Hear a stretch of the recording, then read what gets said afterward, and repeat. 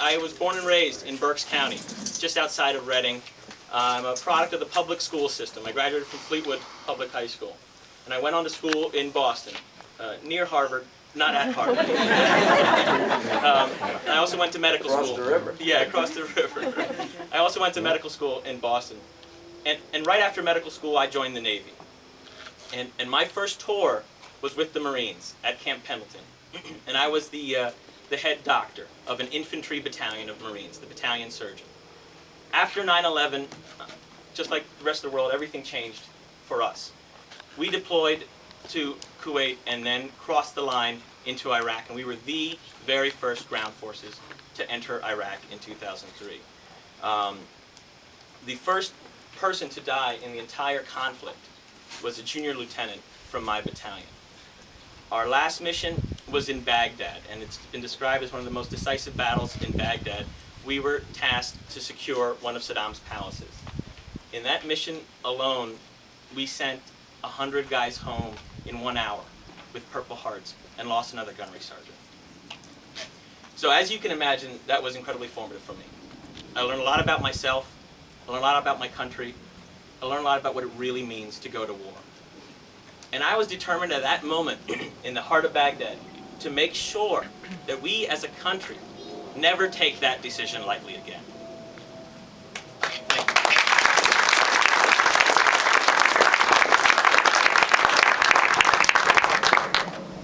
After my tour with the Marines, I went back to my residency. I finished my training in internal medicine. I'm a board-certified internist. And then I continued on with some training. I did a health policy fellowship because I have a deep interest in public policy. I think as a physician, you can change one person's life at a time. But with good, creative, innovative public policy, you can change thousands of people's lives at a time. So I went back to school and got my master's in public policy with a focus on health policy. I worked as an advisor to elected officials and candidates.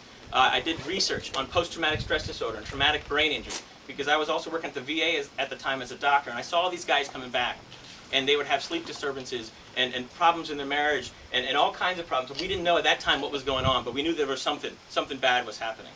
And I used that experience and went back into the Navy and served as the Navy Surgeon General's health policy advisor and as a professor of medicine at the military medical school.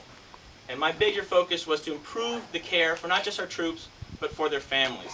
I think the military families are often overlooked in this equation. I think my deployment to Iraq, as difficult as it was harder on Sareka in so many ways, because I was there doing things, and she was sitting at home watching CNN 24 hours a day and not watching CNN 24 hours. You know, God forbid someone would call or knock on the door.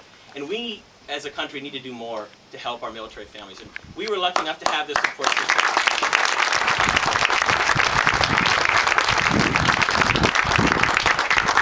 We were lucky enough to have the support system, you know, to get by. But a lot of these guys are kids. I mean, Brian knows these 18, 19, 20-year-old guys with young families, and they don't get paid that much, and they are tasked to do so many things. I was blessed that I only had to do one deployment, but most of my colleagues are on their third, fourth, fifth deployment, and now they're leaving Iraq and they're going to Afghanistan. So we need to do more of that. And so my experience in Iraq, and coupled with my experience in healthcare, so I continue to practice as a primary care doctor, has driven me to this decision.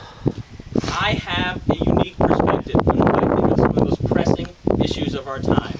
And look, I could have stayed in the Navy. The Navy Surgeon General asked me to stay. I had the professorship at the military medical school. But I felt that we needed more people with this real-world experience to make these decisions in Congress.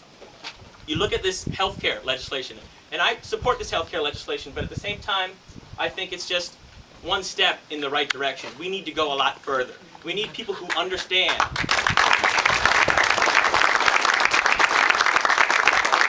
We need people who understand how to really make it efficient and how to not just cover everybody, but cover everybody with good, high-quality, low-cost healthcare. I know how to do it, and that's why I'm running for this office. Okay.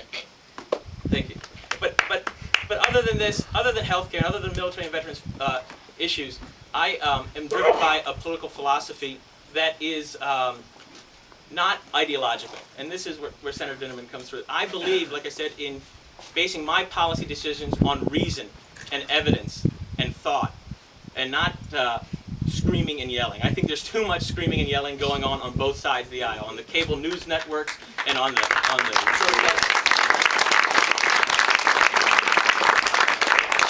I think that does nothing to further the public discourse in this country, and in fact just helps to polarize us as a nation. And I intend to change that. I also am firmly based in a principle of equality. I think there's not enough equality in our public programs and our public policies. In our education policy, there's too many good schools and bad schools. Our children are on too many different playing fields. We need to have all our children on a strong foundation from which they can launch their hopes and dreams. In our economic recovery plan, we need to focus on